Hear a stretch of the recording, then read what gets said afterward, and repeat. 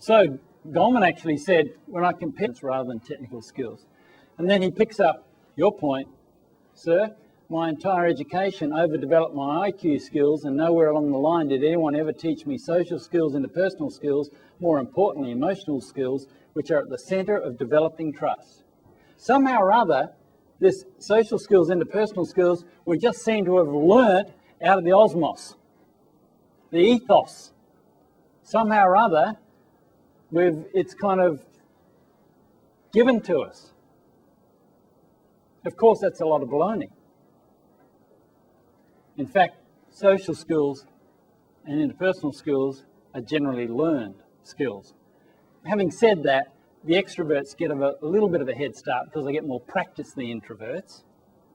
They get a little bit more practice because they're a bit more out there, but those skills are all learned. They're all learned. So where does that take us? Well, in summary, in recent years, many different aspects of emotions, motives and personalities that help determine interpersonal effectiveness and leadership skill have been placed under one comprehensive label of emotional intelligence. And factors that are related to success in life are related to EQ. And more particularly, it helps us understand why some people do well in life and others struggle. And we're not talking about IQ here. We're not talking about IQ, a different skill altogether. And why do we need it? Why do we need this EQ? Well, folks, it's about being in a team and it's about interacting with others. And it's always the people, isn't it? Always the people. So the wisdom that we get from various places, including Peanuts.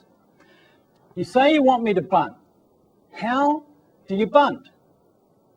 She says to Charlie, the manager. He says, just hold the bat out in front of you and try to tap the ball lightly. Very clear instruction, very precise. She goes out to bat. And he says, I'm a good manager, it's only the middle of May and already my stomach hurts. And as we manage people, our stomach starts to hurt. Half the time we'd like to strangle them. Half the time we'd like to knock their blocks off. You know what I'm talking about. Sometimes we get entirely exasperated with these people. It's people. There's some more profound philosophy. Homer says if adults are not happy in their jobs, they don't go on strike, they just go in and do it really half-assed.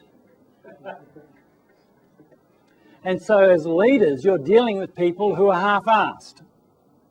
I've just written a book called The Dark Clouds at Work. And Bronwyn got a mention in that, and partly attributed to her that she set me on this journey.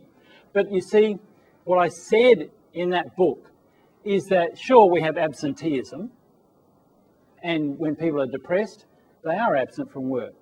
But there's a lot of people, 70% of depressives, for example, turn up at work, and we have what we call presenteeism. They're present, but not really. They're half-assed. They're half there. They're going through the motions. They're not really functioning at their best. And we've got to deal with that. So we've got all sorts of situations that we have to deal with.